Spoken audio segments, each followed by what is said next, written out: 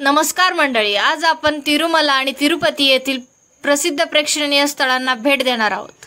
सर्वप्रथम आपण भेट देणार आहोत श्रीकालहस्ती मंदिराला। श्रीकालहस्ती मंदिराची ख्याती म्हणजे इथे गेल्यावर राहुकेतूचा नाश होतो। येथील स्थानिक लोकांच्या म्हणण्याप्रमाणे इथे महादेव आणि आदिशक्तीचा विवाह संपन्न झाला होता।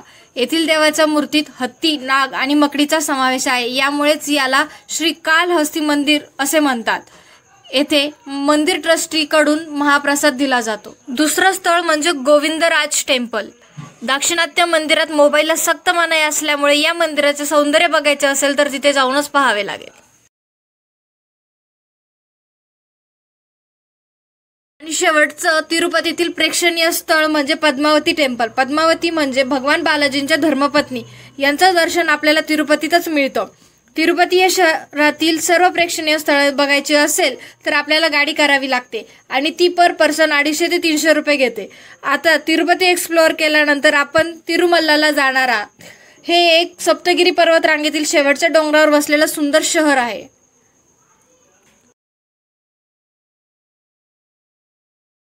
सप्तगिरी पर्वत रांगेच्या पायथ्याला एक चेक पोस्ट आहे।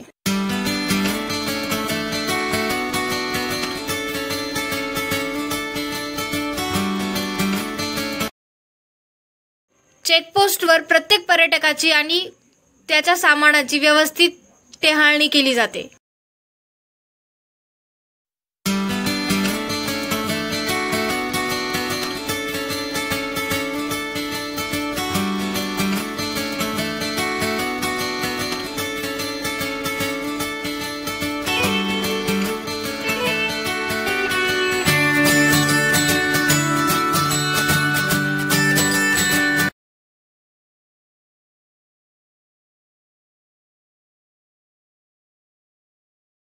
वरती आल्यानंतर आपण सर्वप्रथम बघूया पापनाशम। नावातच सर्व काही आहे। येथे स्नान केल्यावर पापांचा नाश होतो असं म्हणतात। येथे गंगा नदीच्या काठी एक सुंदर गंगा मातेचं मंदिर असून इथे येणारं पाणी हे बालाजींच्या चरणांचं तीर्थ आहे, यामुळे इथे स्नान केल्यानंतर आपल्या पाप धुवून निघतात असं म्हणतात।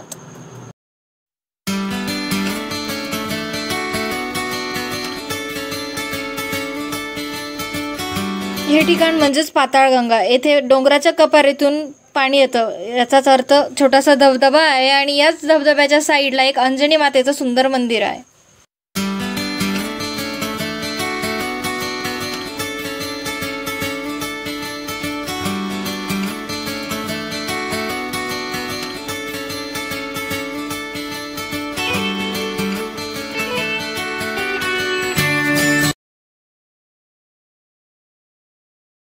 जेव्हा भगवान श्री बालाजी पृथ्वीवर अवतरले होते तेव्हा त्यांचे चरण जेथे उमटले त्या स्थळाला श्रीवरी पादालू असे म्हणतात।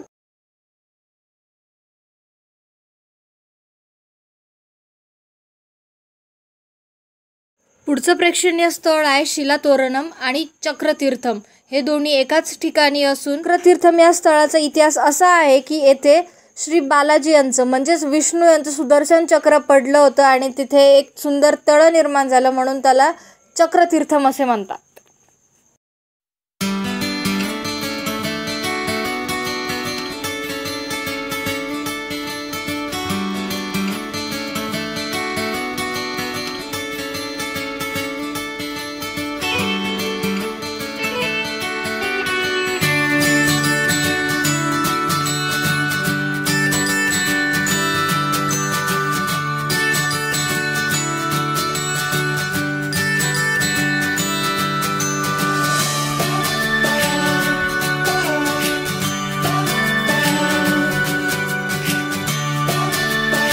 तिरुमल्ला येथील शेवटचं आणि महत्त्वाचं स्थळ म्हणजे बालाजींचं मंदिर। हे पुष्पकर्णी तलावाच्या काठावर आहे आणि विष्णूच्या वराह अवताराचं सुद्धा इथे एक मंदिर आहे। हे स्थळ अत्यंत सुंदर आणि स्वच्छ आहे। आम्ही गेलो होतो त्यावेळेस वैकुंठ एकादशीचा उत्सव चालू होता आणि तो सोहळा आनंदाने पाहिला व 8 दिवसानंतर परतीच्या वाटेला निघालो, कारण घराची ओढ लागली होती। तुम्ही पण तुमची ट्रिप प्लॅन करा। लाईक, कमेंट अँड शेअर बेधडक भटक्या। Thank you for watching.